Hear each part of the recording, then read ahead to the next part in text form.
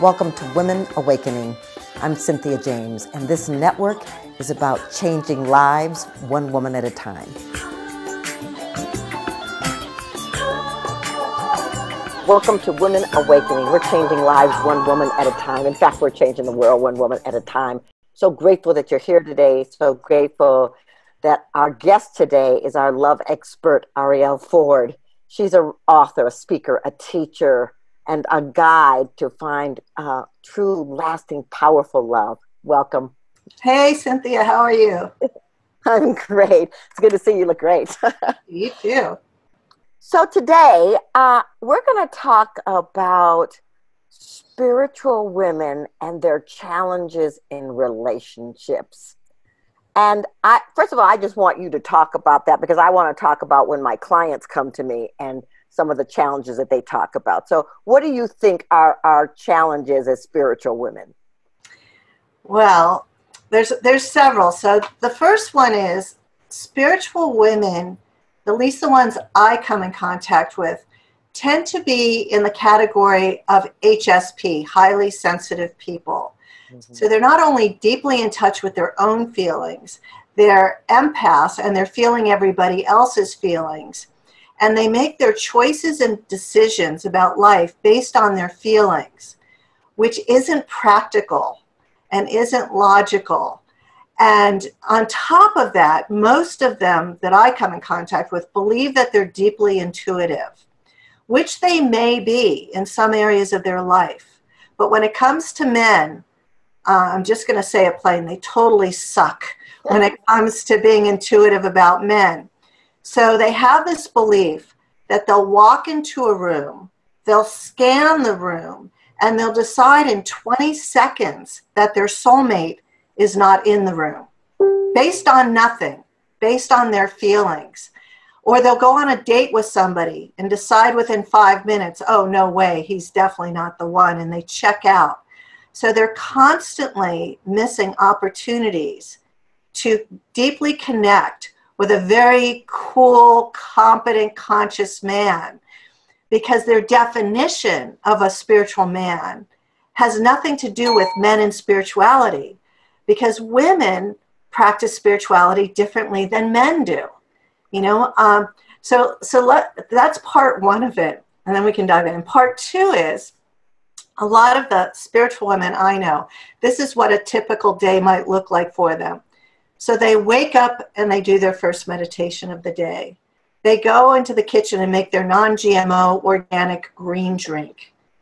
They then get into their Prius to drive to hot yoga, and they do their yoga class. They then get in the car to go Whole Foods to buy more organic food, and they're cursing all the while they're in traffic. They go home, they make a kale salad. Later in the afternoon, they go and do Soul Cycle, and they'll be listening to a Marianne Williamson audiobook as they're in traffic, cursing out traffic again. And then they get home, and they see their husband sitting in the Barker Lounger with a beer and the remote control watching Sports Center, and they have this thought, I can't believe I'm married to this loser. I'm growing so much faster than him, and all he does is sit around, drink beer, and he has no interest in spirituality. And they have this cascade of toxic, angry, judgmental thoughts, which, as we know by the science from the Institute of Heart Math, now suppresses your immune system for up to 8 hours.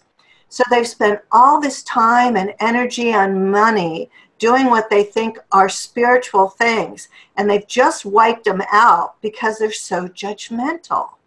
So that's sort of the single version and the coupled version, because somehow we've conflated a healthy living lifestyle with spirituality. And the truth is, spirituality has nothing to do with food or meditation or yoga. Spirituality is about how loving and kind and compassionate and giving you are to yourself and others. So that's why my experience has been that women who think of themselves as spiritual tend to have a really hard time finding love, or if they are married, have a really hard time being happy in their relationships. Okay, this is really good. Okay, let me. I want to go into one first, right?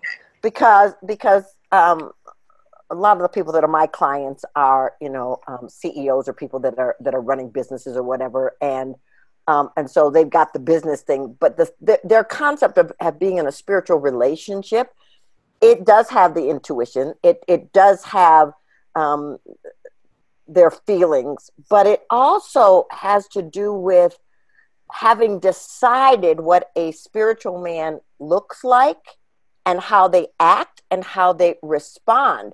And so the expectation level is so high that nobody, Gandhi couldn't walk in and be the soulmate. So can we talk about the expectations? I mean, I am an intuitive person. I just want to throw this last thing in there.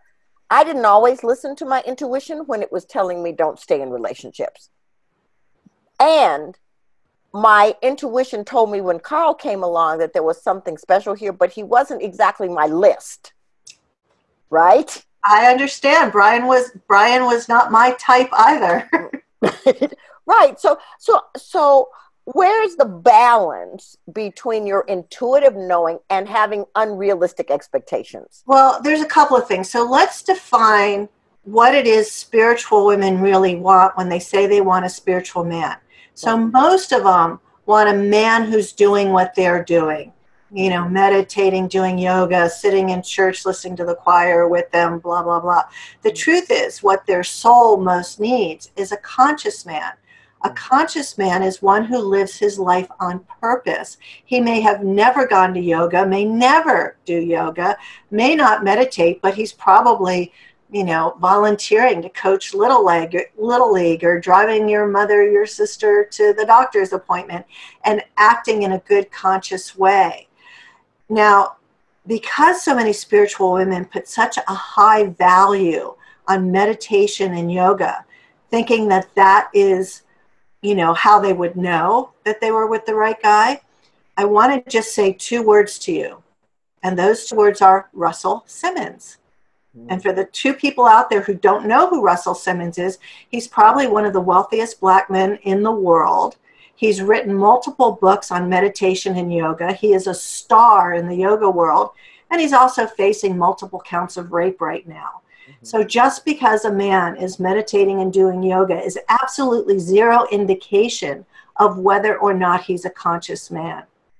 So Right. that's So hold on a second, because I want to interrupt you for a second, because I got an email from someone. So I want to say that, we're talking about the male-female relationship here, but I just want to say to you, some of the same-sex people who've written to me, this is the same no matter who your partner is, what their sex is, that what she's talking about is consciousness, that a conscious partner doesn't just meditate and do yoga. right. Right. You want somebody who is really going to put their sword in the ground for you, male or female. Right. Somebody who is devoted to you, to your highest and your best. And, when we talk about intuition, you can be very intuitive in many parts of your life, particularly in business. I was a highly intuitive business person and not so intuitive when it came to choosing men, so it's kind of like a muscle. So that's why I always ask women, what is your soul most calling for? I know what your wish list is. Yes, you'd like to have tall, dark, and handsome with, multi-millionaire bank account. And that comes with strings.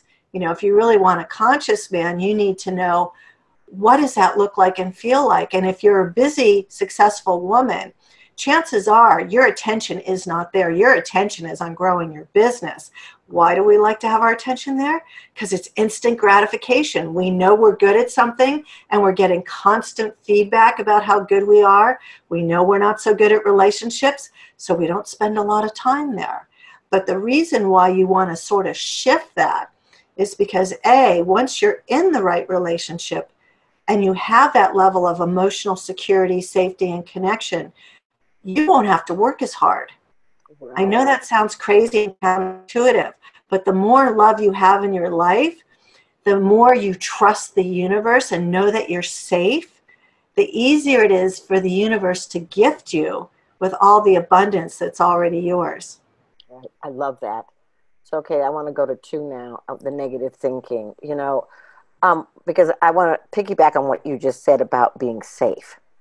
Because for me, the moment that those negative things come in is the moment I don't feel safe, the moment I don't feel heard or appreciated, or my expectation hasn't been met, then my mind starts rolling and making up stuff.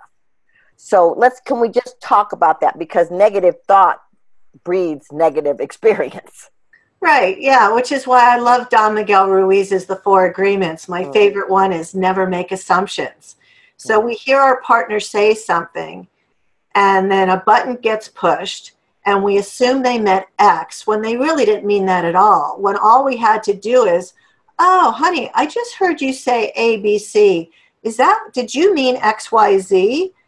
And chances are, 80% of the time, you're going to be wrong. No, I didn't mean that at all. I can't believe you heard that. That would be an adult, mature way to handle the conversation, as opposed to, oh my God, I can't believe he just said that to me. And then you get all triggered, and you're not speaking your truth. You're not being authentic. You're not being transparent. You're not asking questions. You're just going into the wounded, hurt child part of yourself. And what's so really, truly funny about all of this is that the real purpose of marriage, the number one purpose of marriage, is to be in a safe container where all our childhood wounds can come up to be healed. The purpose of the soulmate relationship is to be in the safe container to heal each other. So it's absolutely normal and necessary for our buttons to get pushed and to get triggered so we can have this healing. And I think that's the best kept secret about what marriage is all about. People just think, oh my God, I can't believe we're constantly arguing, fighting, whatever. Maybe I need to get divorced. It's like, no, exactly not that. exactly. Well, and for me, it's like it's been the healing of our wounds, but it's also learning to be in a place of non-judgmental acceptance and of your partner, because they're growing and they're healing and they're expanding. I mean, we tend to think that it's all about us, and there's a partner in this relationship. Right. So I guess I would like to say, if you're a spiritual person and you want a relationship, what is the one thing, the most important thing you have to remember? You know, I would really do a deep dive to identify where in my life am I practicing true spirituality? Mm, Am I a person that is giving love and receiving love and practicing non-judgment and being kind and accepting? mm. Or am I being judgmental? Looking at somebody saying, wow, I can't believe he's eating that bucket of fried chicken, and he's watching 5 hours of football games on a Sunday, and making it all wrong.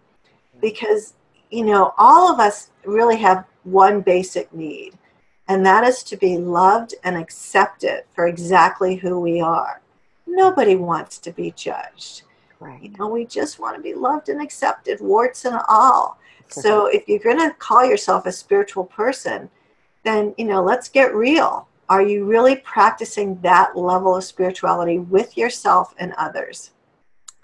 I love that. So, how do the women get more of you? How do they find you? Well, if you're single and you don't want to be single, I have a free 75-minute online seminar, and it's really easy to get to. You go to soulmatepassion44.com, soulmatepassion44.com. And if you're in a relationship and you want to find some fun, easy, simple steps to improve it, you can get free chapters to my book, Turn Your Mate into Your Soulmate, at my website, which is soulmatesecret.com. Beautiful. All right, ladies. Thank you, Arielle, for being here. Every time you come, my soul gets fed. And ladies, what I want you to know is that we're all spiritual beings. And I love what she just said. We just want to be loved and accepted. I hope you'll come back a lot of times and look at the videos. There's a lot of wonderful things and messages for you, because we are transformative agents and we're here to make a difference. And I love you, and we'll see you next time.